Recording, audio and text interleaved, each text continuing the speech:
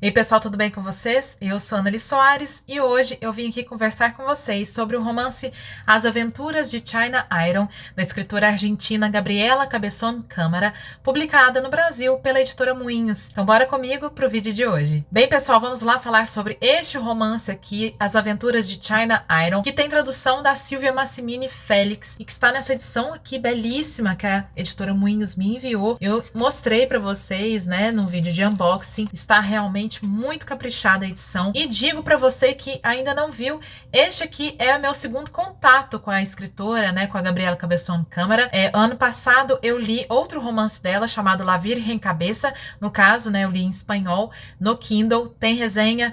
Confira depois desse vídeo aqui, indico bastante. Também foi um romance de que eu gostei bastante. E por ser meu segundo contato, minha segunda leitura da autora, eu posso dizer a vocês que fiquei surpreendida positivamente, inclusive, pela experiência, né, desta segunda leitura aqui. São bem diferentes um do outro, mas existem sim elementos, temáticas, alguma essência, assim, da escrita da autora, né? Não sei se isso existe, mas sabe quando a gente lê um autor, uma autora, a gente sabe que aquele texto é dele, é dela, né? Enfim, eu senti a presença da Gabriela Cabezón Câmara. Claro que eu conheço muito pouco, mas quis contar aqui para vocês essa experiência aqui de leitura. Eu fiquei pensando bastante sobre ele, até porque para mim foi uma experiência de leitura bem poética. Eu senti toda uma dimensão de poesia nesse romance pela escrita da autora. Existe uma musicalidade, um ritmo e um devagar, né, um devagar, que para mim foi uma leitura que foi bem vagarosa,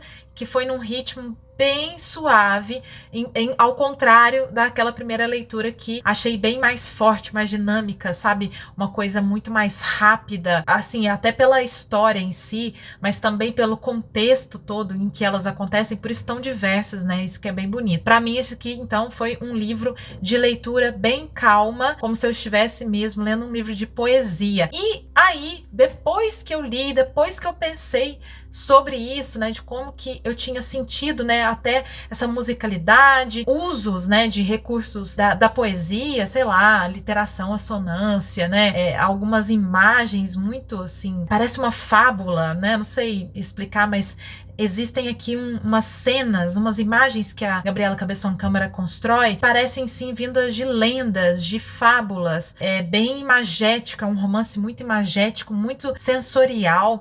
Aqui ela descreve a paisagem, mas também descreve muitos cheiros, né, as sensações no corpo da protagonista, essa pegada mesmo da poesia. E aí depois, né, que eu li e pensei sobre tudo isso, eu vi que, na verdade, a Gabriela Cabezón Câmara, ela se inspirou em uma personagem que existe na literatura argentina, que, na verdade, ela pensou essa personagem, pelo que eu entendi, dos versos de uma poética fundadora da literatura argentina, de Martín Fierro. E o Martín Fierro aparece aqui neste romance. Ele é citado principalmente na segunda parte do romance, que está dividido em 3 partes, aparece aqui, né, e aí recria, reinventa ou conta a história da China, que é uma personagem, enfim, branca, que foi criada por uma personagem negra, e ela passa por muitas intempéries até que chega ao ponto em que a gente começa a acompanhar. Ela foi vendida ou ela foi trocada durante um jogo e se casou com Martín Fierro. Então, por isso que aparece essa personagem da literatura fundadora argentina que eu estou explicando para começar aqui a resenha, que é uma coisa, gente, que eu não conhecia, porém é uma leitura que dá para você fazer sem saber nada disso, sabe? É um romance independente, vamos dizer assim. Ele pode ter essa inspiração, porém, para leitores e leitoras desavisados ou que não têm esse conhecimento, ele funciona da mesma maneira. E falo isso porque eu realmente não conheço nada disso. Então, eu senti a inspiração da poesia e realmente eu acho que faz todo sentido pensando então nessa primeira inspiração da Gabriela, que vai então com a sua contemporaneidade, com as suas temáticas próprias, né, com o seu próprio olhar diante de toda essa história da Argentina, recria esse romance. É um romance que realmente retrata e trata da história da Argentina, da construção, né, entre muitas aspas, deste país. Ela volta para aquele período ali de colonização,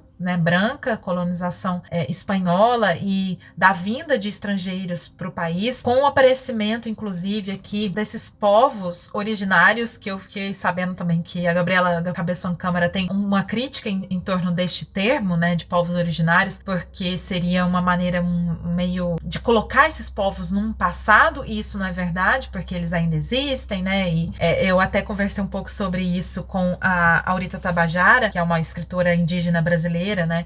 E que ela fala sobre isso, que muitas vezes os brancos veem os povos indígenas originários como povos do passado. Isso não é verdade, eles ainda existem e eles estão indo e caminhando para o futuro. Ela tem essa crítica e eu acho interessante porque aqui as personagens, né, indígenas ou aquelas personagens, né, que estavam já no território argentino e que estão mais presentes na terra adentro, que é esta terra para onde a nossa protagonista está se dirigindo, eles aparecem lá e depois acontecerá um grande encontro entre essas personagens que eu vou contar melhor adiante, mas digo que existem então estas personagens da história, né, da Argentina. A China, que é uma menina que é nativa, mas que não sabe muito as suas origens, aparece na vida dela a Elizabeth, que é uma inglesa que está com uma carroça e com mantimentos se dirigindo até uma terra que supostamente é dela e do marido, que ele comprou, né, e ela está indo se encontrar com ele. No meio do caminho, que é a segunda parte,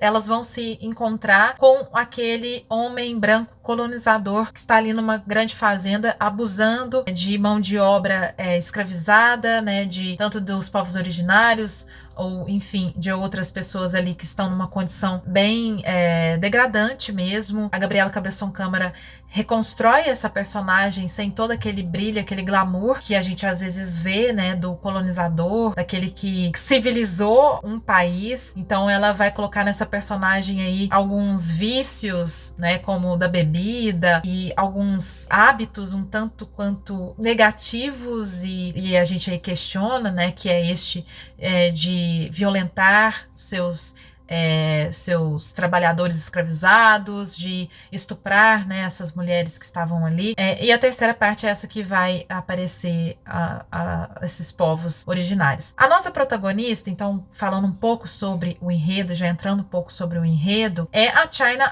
Iron. E aqui a gente começa a acompanhá-la já num momento em que ela olha para o nascimento de um cão, de um cachorro, que ela pegará para si, o Estreia, e fala muito sobre a luz desse cachorro. E aí ela vai descrever pra gente aquele cenário onde ela está, né, dos pampas, aquelas enchentes e aquela seca, né? Ela vai falando um pouco das estações. A gente entende que ela, então, esta personagem sem raiz ou que não sabe das suas raízes, que foi criada e abusada, né? Vendida, né? Durante um jogo ali para se casar com o Martin Fierro. O casamento deles, logicamente, é compulsório. Ela tem 2 gravidezes que ela não desejava. Em algum momento, o Martin foi capturado. Ela não sabe por quem, ele desaparece, e aí ela se vê num ponto aqui desse começo que a gente começa a acompanhar, de tentar se entender, tentar buscar algo, né? E para isso ela precisa deixar o seu passado para trás, que significa inclusive deixar seus filhos com outras pessoas para cuidar, e vai adentrar não só num território selvagem, né, do país, ou um território desconhecido, pelo menos para ela, mas também adentrar em si. Isso é interessante, porque a autora ela vai a todo momento fazer um paralelo entre essa menina, enfim, essa personagem que a gente acompanha aqui em primeira pessoa, e a Argentina. E é muito bonito, inclusive, porque ela conta essa história na primeira pessoa do singular,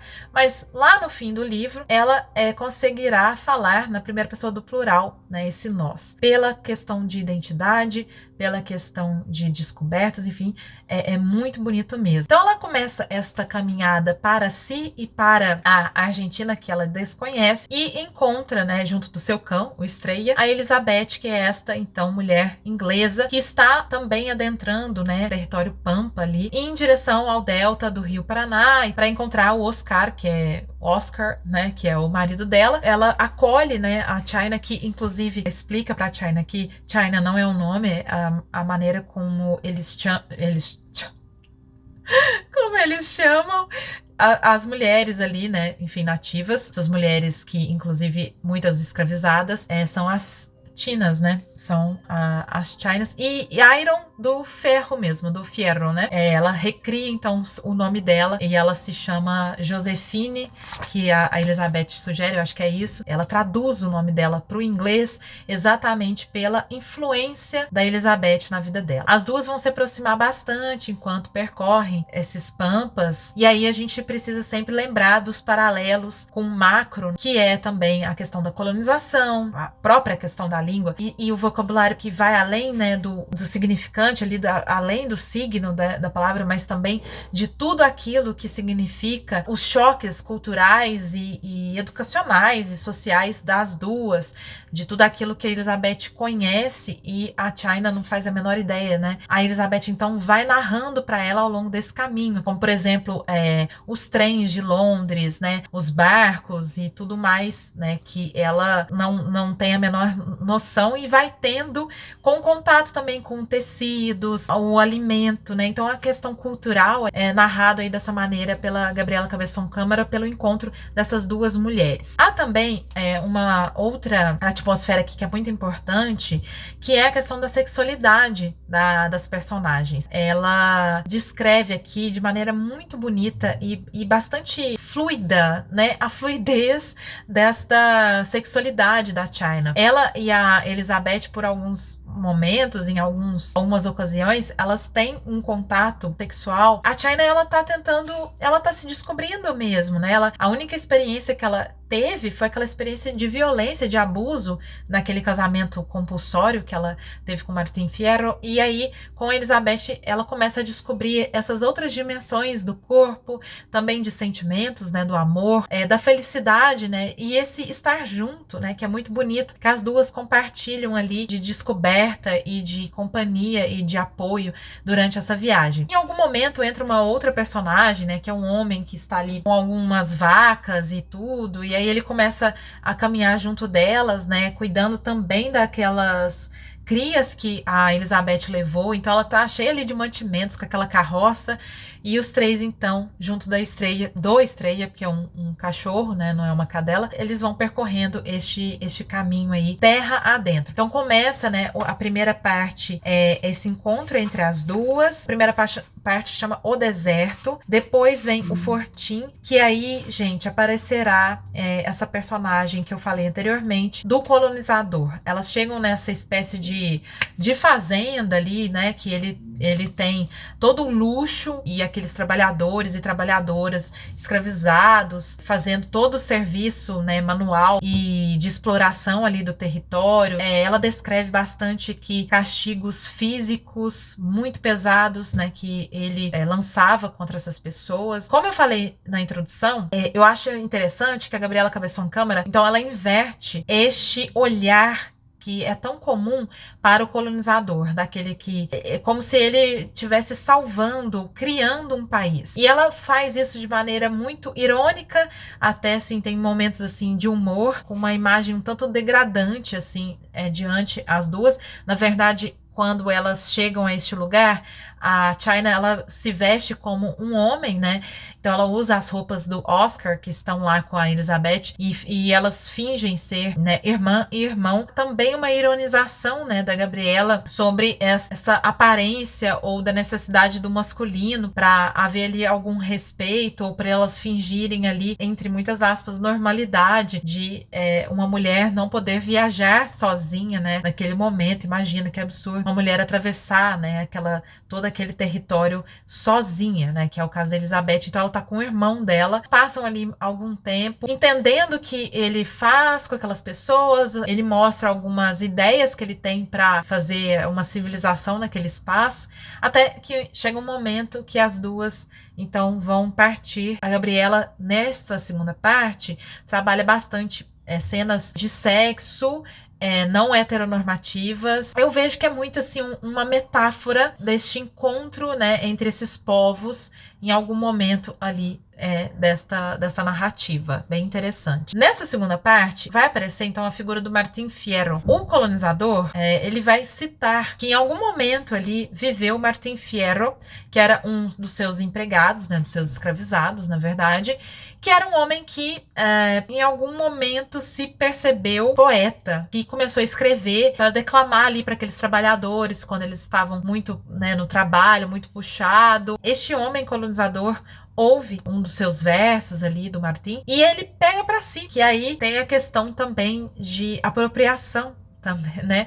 Não só daqueles versos, mas uma certa apropriação da terra, da cultura, da língua, do trabalho, enfim, tudo isso, né, que está envolvido neste processo de colonização, de imperialismo. E aí, na terceira parte, terra adentro, elas vão continuando esse caminho até que finalmente elas encontram uma tribo. É interessante porque eu ficava imaginando, pelas descrições, né, que até a China no começo fazia, ou, claro, né, esse colonizador faz, né, da violência dos povos originários, daquela guerra, e durante todo o percurso, ela e Elizabeth encontram corpos, ossada, né, humana durante seu percurso, logicamente para retratar, né, a violência. Quando chega na terceira parte, ela e Elizabeth, elas encontram esse pessoal, né, esses indígenas que estavam ali, e há um acolhimento. Ali está Martin Fierro, que agora a gente entende que ele é uma personagem com uma sexualidade, assim, questão de gênero fluida. Também está o Oscar, né, que é o marido da Elizabeth. Vale dizer, gente, que, assim, por isso que eu falei que eu também senti uma atmosfera de fábula, um pouco, assim, de lenda, porque há fatos e há elementos aqui que não são explicados exatamente pela autora. Em momento nenhum ela explica por que, né, o Oscar estaria ali, qual que era essa ideia, então, da Elizabeth de ir à Terra. Será que ela sabia que o Oscar estava ali com aquelas pessoas? Fica no ar, fica algo assim um pouco até mágico. Então elas acabam se unindo a essas pessoas, e por isso que eu disse que existe esse câmbio, né, essa mudança da primeira pessoa para a terceira pessoa, né. No último capítulo, a China já fala muito em nós, porque eles estão ali agregados, eles viram um só, e um só para se proteger, para se defender daqueles, né, que estão contra, daqueles colonizadores, juntos neste caminhar, né, da vida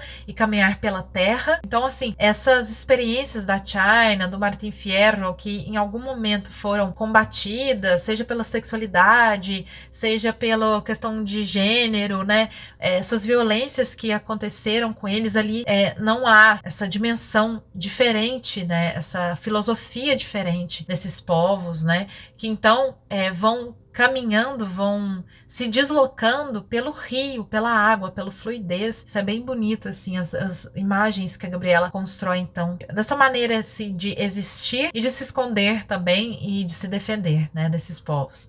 Enfim, gente, é basicamente isso. É bem difícil, como eu falei no começo, descrever e falar com muita propriedade, parece, assim, desse livro, porque realmente é um livro poema, nesse sentido muito fidedigno à sua própria inspiração, e ao mesmo tempo uma literatura de caminhada, sabe? Aquela caminhada, aquele atravessar. Então, é esse atravessamento do eu com o outro, mas também esse atravessamento de terra, de identidade e de construção de identidade, e também outras muitas desconstruções e construções, né, que estão sempre presentes em ser indivíduo, em ser um ser social, e dessas construções todas aqui, né, já num contexto mais histórico e político, social, dessa construção daquilo que a gente chama um país, né, da Argentina, mas também desse retorno, eu vejo assim, né, de uma escritora ali que retorna de maneira literária, utópica, de maneira poética para aquela Argentina primária, primitiva, ou sei lá, ou uma ideia de Argentina lendária, assim, né, antes da colonização. Então é É isso, gente. Eu espero que vocês tenham gostado. Fica aqui minha dica de leitura deste livro muito instigante, que traça assim uma poesia, deixa perguntas, enriquece, né, nosso olhar diante a nossa América Latina. Peço para vocês, por favor, não esquecer de deixar o seu joinha, fazer um comentário sobre o que você achou, o que te despertou curiosidade e interesse. E vejo vocês num próximo vídeo. Um beijo grande e até!